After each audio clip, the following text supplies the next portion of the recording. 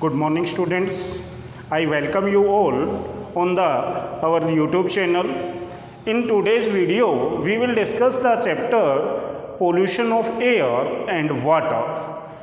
In this video, we have discussed about the pollution of air and water. Air pollution के बारे में हमने पहले भी बात की थी. The contamination of air, it means the addition of harmful substances into the air is known as the air pollution and the harmful substances are known as the air pollutant. The next one is the harmful effects of the air pollution, कि अगर air pollute हो जाएगी तो उसके कौन से harmful effects होंगे, उनके बारे में हम बात कर रहे हैं. सबसे पहला है कि air pollution causes the various health problems, कि एयर पोल्यूशन के कारण हमें बहुत सारी क्या होती हैं, हेल्थ प्रॉब्लम्स होती हैं, जैसे कि लंग्स की डिजीज हो जाती है, ब्रोंकाइटिस हो जाता है, सांस लेने में ब्रीदिंग प्रॉब्लम्स होती हैं, और so many diseases are caused due to the air pollution. The second one is the acid rain. Acid rain के मतलब हमने पढ़ा था कि the addition of excess of acid into the rain water is known as the acid rain.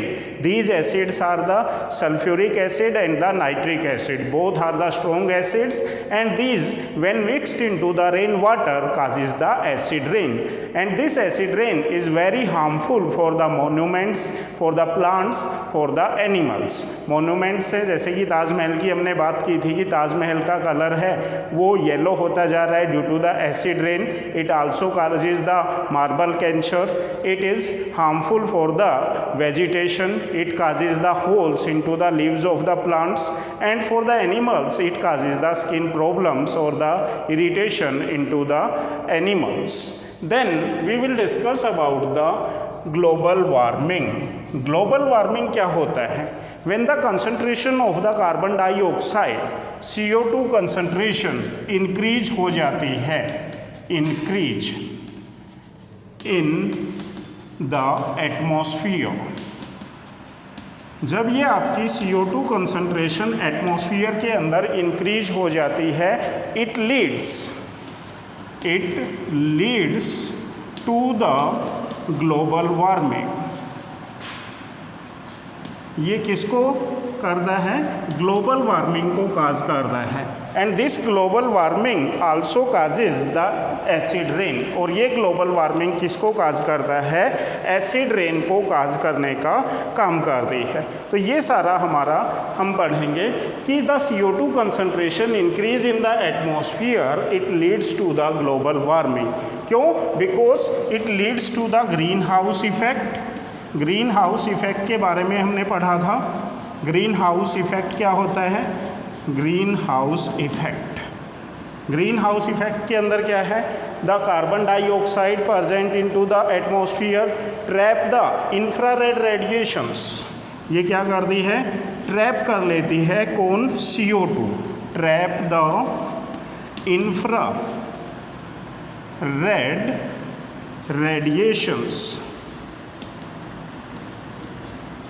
of sun and do not allow them to go back into the space.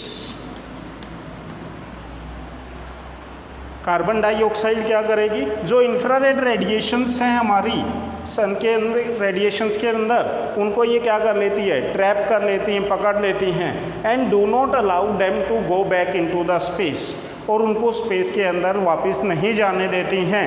That means they remains these heat radiations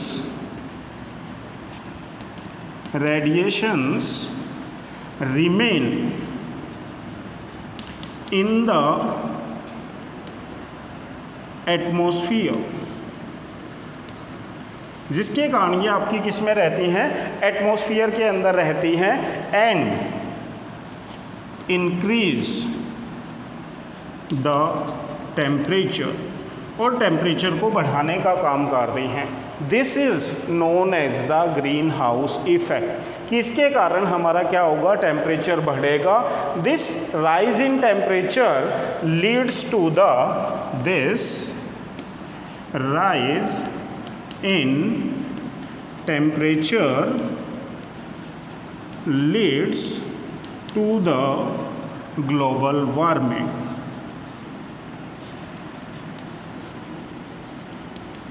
ये किसको rise करता है, global warming को rise करने का काम करता है। तो ये हमारा कंसेप्ट किसके बारे में है, ग्लोबल वार्मिंग के बारे में है। ग्लोबल वार्मिंग के कारण क्या क्या हार्मफुल इफेक्ट होते हैं ग्लोबल वार्मिंग के, उसकी हम बात करते हैं। Damaging effects of global warming, damaging effects of global warming.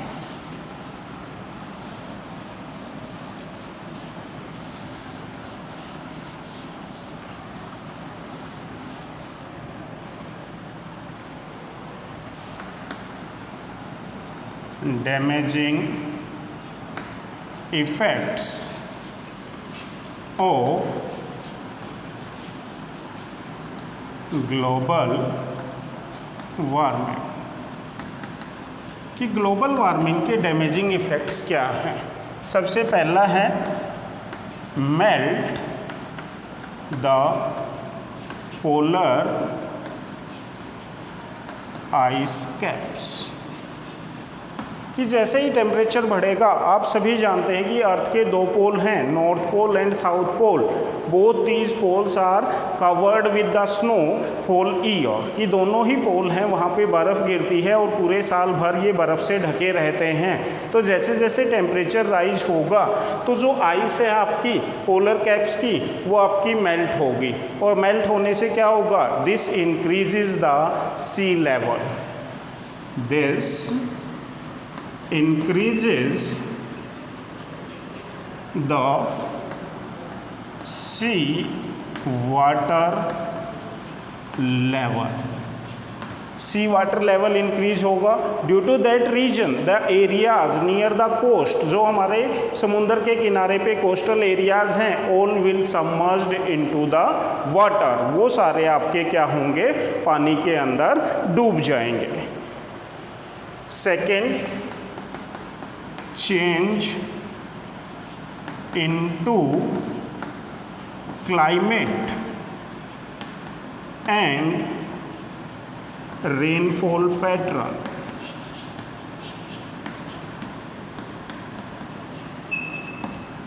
जो आपकी ग्लोबल वार्मिंग है, इसके कारण हमारा जो क्लाइमेट है वो चेंज होता जा रहा है। आपने देखा होगा गर्मियों में गर्मी नहीं पड़ती है, सर्दियों में सर्दी नहीं पड़ती है। किसके कारण, that leads to the global warming.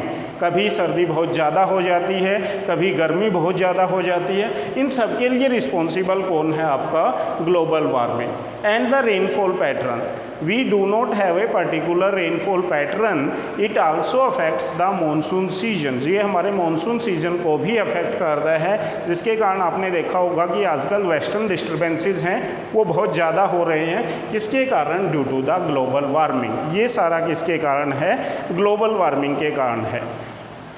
तीसरा पॉइंट है, it also affect the agriculture, कि ये हमारा क्या करता है कि जो एग्रीकल्चर है जिसके अंदर हम क्रॉप्स को ग्रो करते हैं, तो उन क्रॉप्स के ऊपर भी ग्लोबल वार्मिंग है वो एडवर्स इफेक्ट डालती है।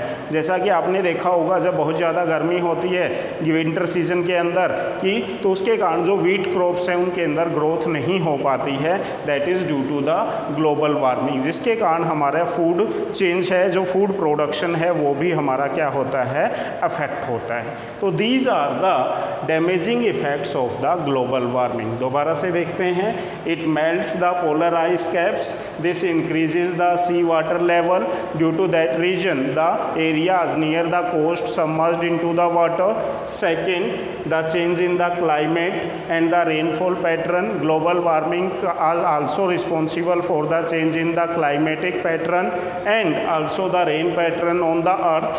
It also affect the agriculture, ये हमारी एग्रीकल्चरल प्लांट्स को भी, जो क्रॉप्स हैं उनको भी अफेक्ट करने का काम करती है, जिसके कारण हमारा क्रॉपिंग पैटर्न है उसके ऊपर इसका एडवर्स इफेक्ट पड़ता है and it leads to the food scarcity, और ये हमारे लिए फूड की स्केर्सिटी के लिए भी रिस्पॉन्सिबल है।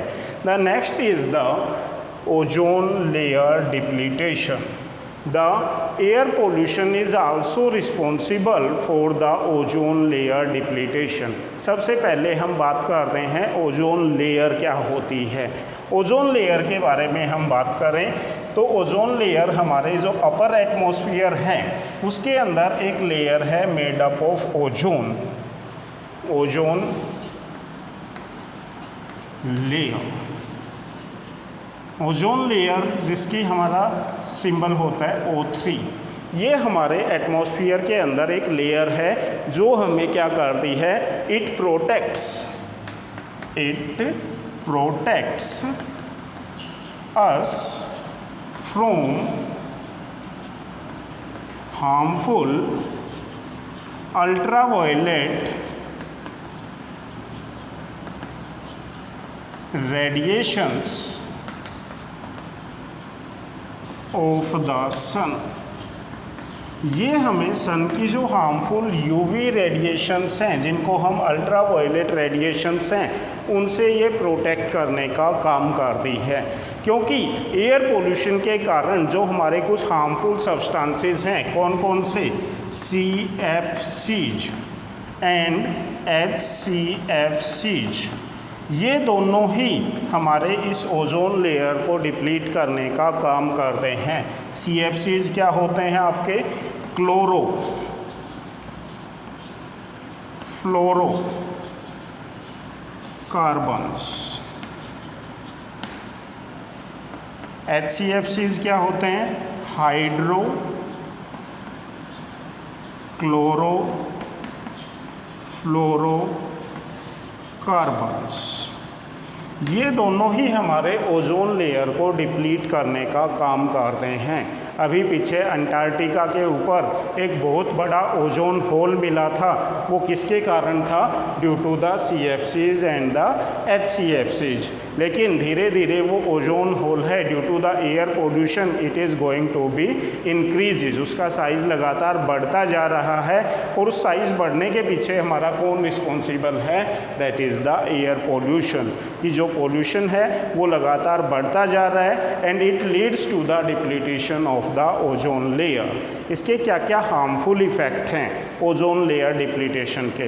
इफ़ द अल्ट्रावायलेट रेडिएशन, कि ये अगर आपकी अल्ट्रावायलेट रेडिएशंस हैं ये हमारे लिए बहुत हार्मफुल होती हैं, because they have the high penetration power. तो अब हम लिखेंगे डैमेजिंग इफेक्ट और the harmful effects of the ultraviolet radiations. harmful effects of ozone layer depletion। Ozone layer depletion के हमारे कौन कौन से हार्मफुल इफ़ेक्ट हैं। सबसे पहला है the UV rays. UV rays का मतलब है ultraviolet radiations causes skin cancer. If the ultraviolet rays come on the earth, they causes the skin cancer। Basically जिनकी स्किन बहुत ज़्यादा फेयर होती है, जिनमें मेलानिन कंटेंट बहुत कम होता है, तो उनके अंदर ये स्किन कैंसर को काज करने का काम करते हैं। जो यूरोपियन कंट्रीज़ हैं जहाँ पे स्किन बहुत ज़्यादा फेयर होती है, मेलामाइन कंटेंट बहुत ही कम होता है, तो उनके अंदर they causes the skin cancer because these rays have the high penetration power. These ultraviolet rays also, these UV rays also affect the gene structure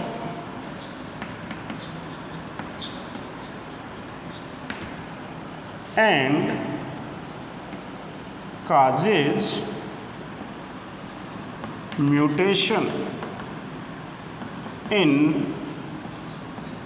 organisms कि दीज हाई पेनिट्रेशन पावर होती है इनकी, तो ये हमारा जो जीन स्ट्रक्चर है, जो हमारी बॉडी के अंदर ऑर्गेनिजम्स के अंदर जीन पैटर्न होता है, उसको भी ये अफेक्ट करने का काम करती हैं। और उस इफेक्ट के कारण they causes to the mutation. Mutation का मतलब होता है sudden change into the gene pattern, कि जो जीन पैटर्न हमारा चल रहा था उसके अंदर एकदम से कोई भी चेंज हो जाना, कोई बदलाव आ जाना, that cause also due to the ultraviolet radiations. Third, the UV rays also affect the crop production. ये हमारे क्रॉप प्रोडक्शन के ऊपर भी एडवर्स इफ़ेक्ट डालने का काम करती हैं, कि जो हमारा क्रॉप प्रोडक्शन है उसे ये डिक्रीज करने का काम करती हैं, जिसके कारण हमारा जो प्रोडक्शन है फूड का वो आपका क्या हो जाता है, डिक्रीज हो जाता है। तो ये सारी चीज़ें हैं जो हमारे हार्मफुल इफ़ेक्ट हैं किसके, ओजोन लेयर डिप्लीटेशन के। उसके बाद हम बात करते हैं methods of prevention and control of the air pollution, कि इस एयर पोल्यूशन जिसके ये हार्मफुल इफ़ेक्ट पढ़े हमने, इसके कौन कौन से मेथड्स हैं जिनके द्वारा हम एयर पोल्यूशन को प्रिवेंट कर सकते हैं। तो अगला जो टॉपिक है हमारा methods of prevention and control of air pollution, कि वो कौन कौन से मेथड हैं जिनको अडॉप्ट करके हम एयर पोल्यूशन को क्या कर सकते हैं, प्रिवेंट कर सकते हैं और कंट्रोल कर सकते हैं। वो मेथड्स को हम यहाँ पे बात करेंगे। सबसे पहला पॉइंट है यूज एनवायरनमेंट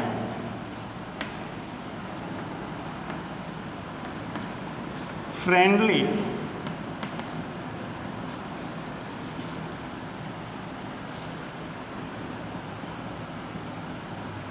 सिस्टम। हमें क्या करना चाहिए कि इन्वायरमेंट फ्रेंडली जो हमारे सिस्टम है जिसके अंदर हमें क्लीन फ्यूल आता है उसे हमें यूज़ करना चाहिए, like friendly fuels like CNG। Use environment friendly fuels like CNG। क्योंकि CNG जो होती है, CNG की फुल फॉर्म होती है आपकी कॉम्प्रेस्ड नेचुरल गैस, जो हमारे क्या करती है, पोल्यूशन को कम करने का काम करती है। दूसरा सेकंड है आपका रेगुलर पोल्यूशन चेकअप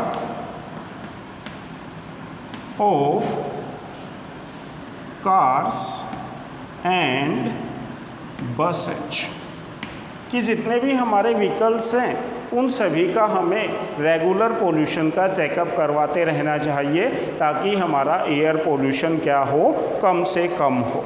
थर्ड है grow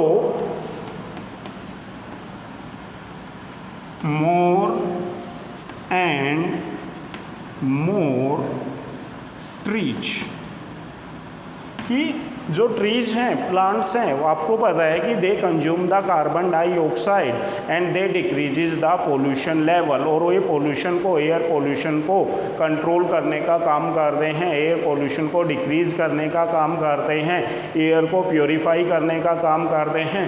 therefore we have to grow more and more trees, हमें ज़्यादा से ज़्यादा ट्रीज़ को क्या करना चाहिए, ग्रो करना चाहिए।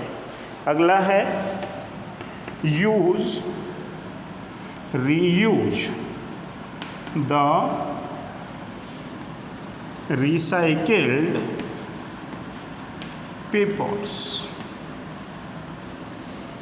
which saves the ट्रीज कि जो पेपर है, आपको पता है कि the paper is made from the trees, कि पेपर है वो हमारा ट्रीज से बनता है।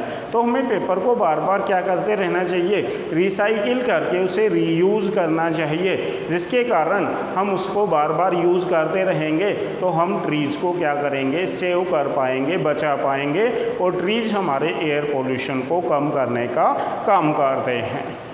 उसके अलावा है फिफ्थ, एनकरेज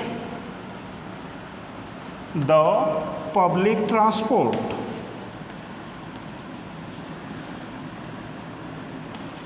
कि आपको पता है कि अगर हमें एक स्थान से दूसरे स्थान पे जाना है तो हम वहाँ पे प्राइवेट ट्रांसपोर्ट की बजाय अगर हम वहाँ पे पब्लिक ट्रांसपोर्ट को यूज़ करें, जैसे मेट्रो ट्रेन्स हैं, इनको यूज़ करें, they also reduces the pollution, जिसके कारण हम क्या कर सकते हैं, पोल्यूशन को क्या कर सकते हैं, यूज़ कर सकते हैं। इसके अलावा at homes we use cleaner fuels like LPG instead of wood और coal, कि वुड और कोल की जगह पे हम किसको यूज़ करें, हम एलपीजी को यूज़ करें। एलपीजी का मतलब होता है liquefied petroleum gas which reduces the pollution.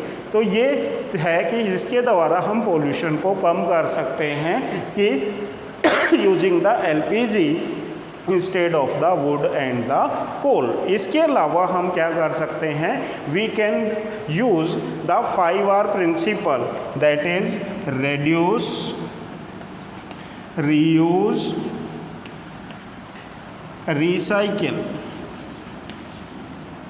इसको भी हम, इस प्रिंसिपल को भी यूज़ करके हम पोल्यूशन को क्या कर सकते हैं, कम कर सकते हैं। तो इस तरह से ये आपका एयर पोल्यूशन का टॉपिक है वो कंप्लीट हो जाता है। क्या क्या पढ़ा हमने इसके अंदर, एयर पोल्यूशन के बारे में पढ़ा, एयर पोल्यूटेंट्स के बारे में पढ़ा, harmful effects of air pollution के बारे में पढ़ा, हेल्थ प्रॉब्लम्स है इसके बारे में पढ़ा कि एयर पोल्यूशन हमारे लिए हेल्थ प्रॉब्लम्स को काज करता है, एसिड रेन के बारे में पढ़ा, damaging effects of acid rain क्या क्या होते हैं उनके बारे में हमने पढ़ा, ग्लोबल वार्मिंग क्या होती है, किसके कारण होती है, इसके क्या क्या हार्मफुल इफ़ेक्ट्स होते हैं, इन सब के बारे में पढ़ा। और लास्ट में हमने पढ़ा ओजोन लेयर डिप्लीटेशन के बारे में, ओजोन लेयर क्या होती है, किस तरह से ये हमें प्रोटेक्ट करती है और इसको डैमेज होने से हमारे ऊपर क्या क्या एडवर्स इफ़ेक्ट पड़ते हैं उसके बारे में पढ़ा। और लास्ट में हमने पढ़ा the methods of prevention and control of the air pollution, जिसके अंदर हमने पहला पढ़ा use the environment friendly fuels like the CNG into the cars और द बसेज और इन आवर ऑल व्हीकल्स, कि जितने भी व्हीकल्स हैं उन सब के अंदर हमें क्या करवाना चाहिए कि सीएनजी को यूज़ करना चाहिए जो लेस पोल्यूटेंट का काम करती है। Second, we have to take the regular pollution checkup of our vehicles, कि जो हमारे व्हीकल्स हैं उनका हमें रेगुलर पोल्यूशन चेकअप करवाते रहना चाहिए कि वो कम से कम पोल्यूशन को काज करें। Grow more and more trees, हमें ज़्यादा से ज़्यादा पेड़ उगाने चाहिए। Regular reuse the recycled paper which saves the trees, हमें बार बार रीयूज पेपर को यूज़ करना चाहिए क्योंकि जो पेपर है that is made from the trees, और पेपर को यूज़ सेव करके हम क्या कर सकते हैं, ट्रीज़ को भी सेव कर सकते हैं। Encourage the public transport instead of the private transport, हमें पब्लिक ट्रांसपोर्ट को इंस्टेड एनकरेज करना चाहिए using the private transport which also reduces the pollution. At homes we use the cleaner fuels like the LPG because instead of the wood and the coal, क्योंकि LPG है that is liquefied petroleum gas, वो हमारा less pollutant है than in comparison of wood and the coal. इसके अलावा हम Rs that is reduce, reuse and recycle method को भी यूज़ करके हम क्या कर सकते हैं, एयर पोल्यूशन को कंट्रोल कर सकते हैं, प्रिवेंट कर सकते हैं। तो यहाँ तक ये चैप्टर आप सारा एयर पोल्यूशन का टॉपिक कंप्लीट कंप्लीट हो जाता है और नेक्स्ट वीडियो के अंदर हम बात करेंगे वाटर पोल्यूशन के। टिल हेयर यहाँ तक आप पूरा लेसन रिवाइज करेंगे, अंडरस्टैंड करेंगे and stay healthy eight Holmes. Thank you, have a nice day.